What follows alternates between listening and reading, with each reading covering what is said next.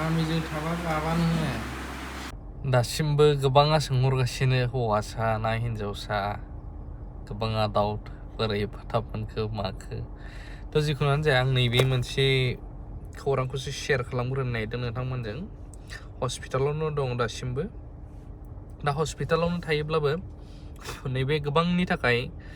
Important जानो हागौ आं जिहेतु हस्पिटालाव गोबां समनिफ्रायनो मानसि लांलाय लाबोलाय खालामबाय लैखोनबो खालामदों माने माब्रै थासारिया बेखौ जों बयबो मिथिखायो आसामाव मोनसे दाख्लैहाय गोदान फोसावदों चिफ मिनिस्टारा हेमन्त बिश्व शर्मा जुदि इमप्लिमेन्ट जायोब्लाथ' मोजां मा फोसावदों हस्पिटालिटिनि थाखाय बे जाहैबाय government doctors cannot do treatment in private hospitals even in private chamber बिदि लिरनाय खौरां दाख्लैनिफ्राय गोबां भाइराल जादों जायफ्रा एसामिस निउस नेशनेल निउस नायदों दा बेवहाय बेखौनो फोरमायदों गभर्नमेन्ट डक्टर्सफ्रा जायफ्रा सरकारि डक्टर बिसोरो प्राइभेटआवहाय सिकित्सा खालामहैनो हानाय नङा ट्रिटमेन्ट खालामहैनो हानाय नङा माखौ बिथा खालामनानै नोंगौ जोंनि बिटिसि बिटिआर एरियायावबो जोंहा एमपि मोननानै दं एमपिआ बेखौहाय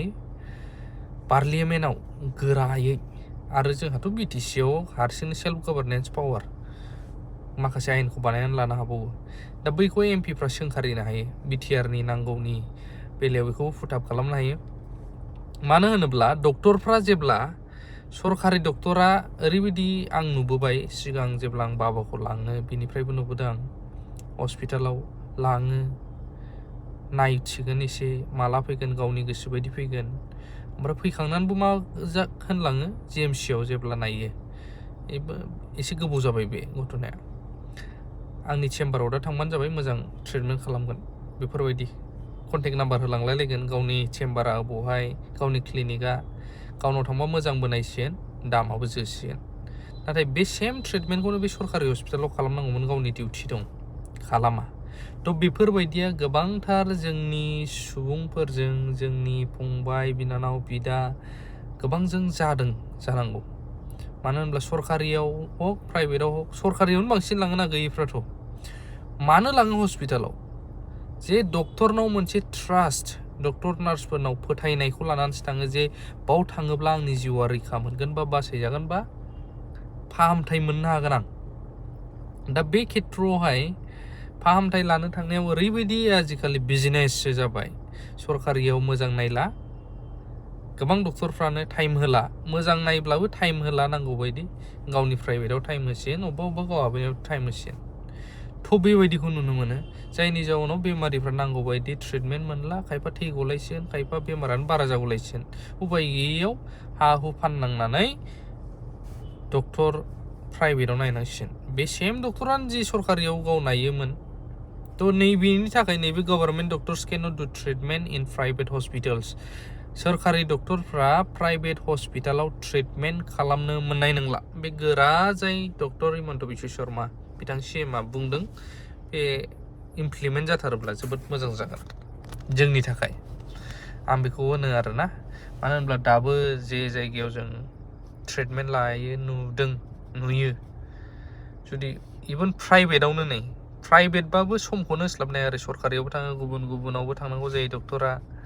नांगौ टेस्टफोरखौहाय टेस्ट खालामनानै दोनबाय रिपर्टखौ गाव फैयागौ माने नेबाय थादो सानसेयाव जानांगौ खामानिया साननै साननैयाव जानांगौबा सानथामाव जानांगौबा थाबाय थादो जुदि नोङो प्राइभेटाव मोजां रुम लायोब्ला थाखा गोनाङासो लाबाय खायफा गैयि न'खरनियाबो प्राइभेटाव लाबोनांगौ गोनां जायोब्ला रुम लानांगौब्ला हरसेयावनो जुदि 5,000 10,000 15,000 बा केबिना गरम बोथोरफ्राथ' थानो हाया एसि गोनांखौ लाफायोब्ला जुदि हरसेयावनो बिदि 5,000 10,000 15,000 20,000 केबिन लायोब्ला थानाय आन्थायावनो ट्रिटमेन्टआथ' बेलेग अब्ला सोर हानो बै गैयि न'खरफोरनिया नाथाय बेखौहाय गोबां डक्टरफ्रा बुजिला गाव गावनि इनकामखौल' नायसिगोन गावहाबो जे बेमारिजों गेलेयोब्ला मासि अयनाय जाहैनाङो उनावहाय बेखौ रावबो साना नाथाय गैयि न'खरफ्रा बिराद हेरेसमेन्ट मोनो आरोना नैबे खेथ्रआवहाय नैबे गभर्नमेन्ट डक्टर्स कैनट डू आं फिन बुंबावबाय treatment in private hospitals even in private chambers बेफोरो जोबोद मोजां जानो थांगासिनो दङ जुदि इमप्लिमेन्ट जाथारोब्ला थ' बेखौ आं लुबैदों बिटिआर गभर्नमेन्टआबो बिटिआर सोरखाराबो बा जोंनि बिटिआरनि गेदेरमाफ्राबो बेखौहाय मोजाङै इन्सट्राक्सन होनांगौ अब्ला गभर्नमेन्टनिफ्रायनो फैसा लाखादोंबा नों सेलारि फुल मोनखायोबा प्राइभेटआव नोंहा मानो मेगन नांनांगौ अब्ला नोङो प्राइभेटआवनो खालामबाय था गभर्नमेन्ट जबखौ गार खोथायाथ' बे जाहैयोना बेबायदि जिखुनु जाया नैबे भिडिअखौ होग्रोबावनोसै आं ससे मामिजों थाबा गाबा नोङो professional Mami lagi sila. Mami ni Jiu. Mami ni Jiu. Recipe खालायनो हाले बेयाव हारसिं उन्दुबाबो रायज्लायदेरबाय थानांगौ बेजों पापाखौबो बिजि थु होनदों ने पापा होनबाय पाप जोंना पापा मेंग'आ होनबाय मेंग' पापा मेंग' नुबाय नोंथांमोना बिमानि आहार होदों खिन्थु दा बिमानि आहारखौ दौनाय जानाय नंथ'ला मानो होनबा बिमाना फिभारानो लोमजानायानो खारा जाखांफुबाय थायो पेरासिटामल होनानै दोनबाय थादों आंनि आइडियाबाथ' एसे थै खमबाबो गोजाङो नालाय बेफोरबायदि जादोंदां नाथाय डक्टरा इन्सट्राक्सन होग्रोआबा टेस्टबोथ' खालामग्रोनो हाया आंनि लुबैनायमोन आरोना माने टेस्टफोर खालामबा थाब रिपर्ट मोनोबा मा जामारदों मोजां जायो थ' प्राइभेटआव थालायनानै जुदि गोबाव नेनांगौ जायोब्ला डक्टर गैथ'वा डक्टरानो बेलेगाव थांदों आरो बेलेग डक्टर स्पेसियालिस्टफ्रा फैनो टाइम नांगौ बेलेगाव दंहैयो माने प्राइभेटआवनो बिदि जायोबा बिराद साननो गोनां आरोना बेफोरबायदिया ओंखायनो हस्पिटालफ्राव लांनायाबो नांगौबा डक्टरजों जेसेबां हायो मोजां कन्टेक्टआव थानांगौ थाबथां थिबथां माने अबहेला खालामबाय थायोबा लोगो मोनहैखागोन डक्टरखौ जागोन बियो डक्टरखौ मोजां कन्टेक्ट खालामखा सोरबा गोरोंफ्रा खालामखानो होनायावबो खालामाबा जागोन बियो थांबानो लोगो मोनहैखायो होमब्ला जानाय नङा जेसेबां हायो as soon as possible admit जायैनि सिगांनो मोजां कन्टेक्ट खालामनानै मोजां रायज्लायग्रोखाबा मोजां नङाब्ला एडमिट जाखांबा नों थाबाय था ट्रिटमेन्टबो डिलेजों होगोन बा थाबबो होनो हागौ गोबाव जा लेट जा बा मा जा सोरहा प्रफिट रुम भारा मोनबाय थायो मालाय हरसेयावनो मोनोब्ला डक्टरफ्रासो प्रफिट नैबेखौबो गोबाङा नायो आजिखालि खिन्थु जोंनि गोबां मानसिफ्रा बुजिया बेबायदि आरोना बेमारा नायबाय जाबाय जेथिया फैसाया थांखागोन साननो हागौ गोबाङा खिन्थु